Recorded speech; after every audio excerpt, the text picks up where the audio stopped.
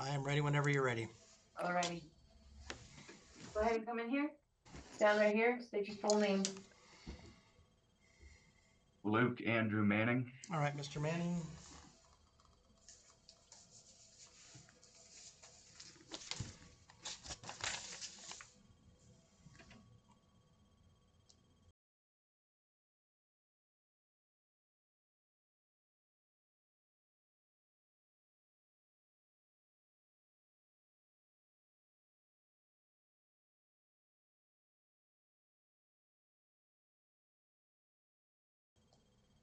The state is alleging one violation against you, which is a public consumption of alcohol, a Class 2 misdemeanor that you have the right to remain silent, right to counsel, and right to trial on.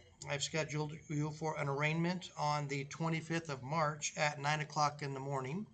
The arraignment is where you'll need to be prepared to plead either guilty, not guilty, or no contest to that charge. Depending on what your plea is what happens with the next court proceeding, and all of those options, as well as the penalty range, will be explained to you before you give your plea. Your release conditions are as follows: obey all orders of the court, do not commit any crimes, notify the court immediately if your address changes, do not leave the state of Arizona without permission of the court, do not possess or consume any alcohol or drugs without a valid prescription. And then I'm ordering you to pretrial services. So my intentions are to release you on your own recognizance, but upon your release, you need to immediately call the probation department. I'll give you the name and phone number. You're not on probation, but you are on release services. They're expecting your call, and they're going to monitor you to make sure you're abiding by the release conditions I discussed with you, and that you're doing what their requirements are for your release condition. And they'll report to me any failures to do that. And if you don't comply, your release can be revoked. Do you understand that? Yes, Your Honor. Okay. Will you follow those release conditions that I explained and contact the probation department? Yes, Your Honor. Okay. And you'll show up to court as ordered? Yes, Your Honor. All right. We'll release you on your own recognizance. Do you have any questions? Not at this time, Your Honor. Okay. We'll see you on the 25th of March then. Thank you. You bet.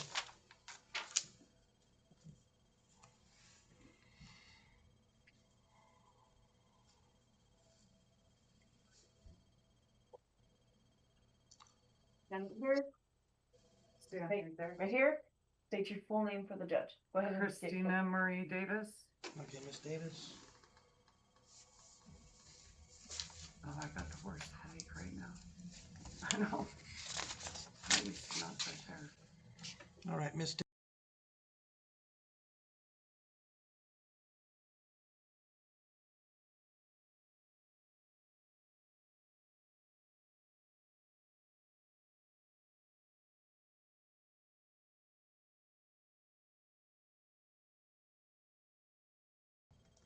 The state is alleging one violation, which is a driving suspended license violation. That's a Class 1 misdemeanor. You have the right to remain silent, right to counsel, and right to trial. I've scheduled you for an arraignment on the 25th of March at 9 a.m. The arraignment is where you'll need to be prepared to plead either guilty, not guilty, or no contest to that charge. Depending how you plead will be what happens with the next court proceeding. All of those options, as well as the penalty range, will be explained to you prior to giving your plea, so you'll be well informed. Your release conditions are obey all orders of the court, do not commit any crimes, notify the court immediately if your address changes, do not leave the state of Arizona without permission of the court, and do not drive a motor vehicle without a valid license on public roadways. Do you understand those release conditions? Yes, I do. Can you abide by those? Yes, I'm going to go to DMV and find out what's going on. I was unaware of any of this. Okay, and then you'll show up to court on that date as ordered? Yes, absolutely. All right, we'll release you on your own recognizance then. Do you have any questions? Not at this time, sir. Okay, that's all I got for you. Thank you. You're welcome.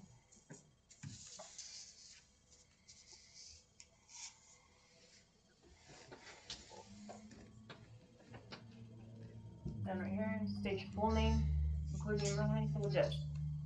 Tommy Canfield. Tommy Corinthians Canfield. All right, sir, thank you. Let me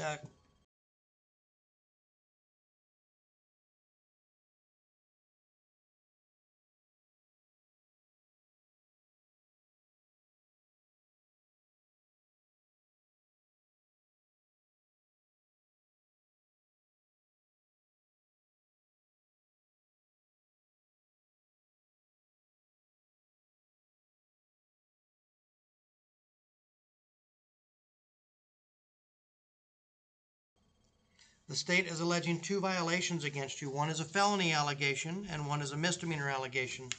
The felony allegation is possession of drug paraphernalia, and the misdemeanor violation is threats and intimidating under the domestic violence statute, a class 1 misdemeanor. On both of those charges, you have the right to remain silent, right to counsel, and right to trial. Regarding the felony, I've scheduled you for a preliminary hearing on the 13th of March at 3:00 p.m. The preliminary hearing is to determine if there's probable cause to charge you with that drug paraphernalia possession, not convict you, only to charge you. If probable cause is found at that hearing, then your case will bind over to the Gila County Superior Court as they handle felony arrests and convictions, okay? Okay. If probable cause is not found, then the case could dismiss. There's also the possibility that the case could go in front of a grand jury. If that is the case, then you'll be notified that you do not need to appear at the hearing regarding the felony allegation, and that will probably be done by email or phone call since we don't have your current address. So you're getting that new one that you'll supply to us. Okay. Okay. Regarding the misdemeanor violation, the court date of that is on March 4th at 8:45 a.m. That is for an arraignment for that date, and the arraignment is where you'll need to be prepared to plead either guilty, not guilty, or no contest to the threats and intimidating charge. Depending on how you plead will be what happens next with the court proceeding. All of that information, as well as the penalty range, will be explained to you prior to you giving your plea at the next hearing. Your release conditions on the misdemeanor violation are obey all orders of the court, do not commit any crimes, notify the court immediately if your address once you get an address, do not leave the state of Arizona without permission of the court, do not contact the alleged victim in any manner, do not go near the location of the alleged offense. If you have personal property there, you may return with law enforcement presence only to pick up your personal property. And then also, so that's those release conditions. Regarding the felony, I'm going to release you on your own recognizance, so you're not held on the felony. On the misdemeanor domestic violence threats charge, I am implying a $1,500 bond, so you'll be held in custody until the court date unless you post bond. You will also be assigned an attorney that will do a bond review on that, and if they request a hearing, then we'll have a hearing regarding that bond. They may not, but they may also do that. Do you have any questions? Yes. Sir, if I'm not out there, I'm gonna lose more stuff, and those allegations there are more allegations concerning that woman, and man, it's all looking. I know it's all looking like it's coming my way, but it's really not. It's hard to explain, man. It's one of those situations where I'm about to even lose more if I don't have the money to bail out, but I'm gonna lose more, and if I'm given the opportunity to go out there so I can get the remaining of my stuff, I can promise you this. That's why I made the court date on the 4th. That's a really quick court date. That's 10 days or within 10 days. So that's sir, on my Mr. Countfield, when you're released out of custody, you commit crimes that allegedly, but you keep showing up in court. When I let you out, you keep showing up in court on criminal violations. I cannot continue to do that. You're a risk to the community, and that's why there's a $1,500 bond. That's why the court date is very quickly for you to see if we can get this reason. Okay, so that's the way it is now. I know that you might have, no one wants to stay in jail, so trust me, I know that. But when they repeat offense, allegedly repeat offense, I am forced to do what I'm doing to protect the community. Okay? Oh, sir, can I speak one more? Yes, Sir, briefly. Sir, it's all coming their way. They've been calling my phones. None of that explains you threatening allegedly and intimidating the other party. None of that explains any of that except the allegation of the threats. They're just allegations. You're not convicted, but you are posing a risk to the community because of the repeat offenses. That's all I can say on that. We're not here to try the case. Okay? Sir, and one more thing. Sir, one more. You already had. What is it? Sir, please look. you on the on me getting out of my house on the eviction thing, you only gave me to the second. I'm gonna end up losing my vehicle. Well, On my eviction, I'm gonna end up so, losing the vehicle all and all right. this stuff. Okay, all right, so I'll address that. Everybody has to follow landlord-tenant law in eviction processes, and that deals with property that's not removed. Okay, so that all deals with it. But those are side issues that have nothing to do with what we're talking about. I understand what you're saying, but everybody has to follow landlord-tenant laws, okay? So that you don't just lose your vehicle, okay? Now, those are other matters. I'm not here to talk to you about being a risk to the community because of the allegations of the threats, intimidation, okay? Okay, so in a second, When you get an opportunity, here's what you can do to see if you can manage any of that is let the detention staff allow you to make a phone call to see if you can manage some of those other matters. and when I go for the misdemeanor, Your court date is set for March 4th. So it's 10 days or within inside of 10 days.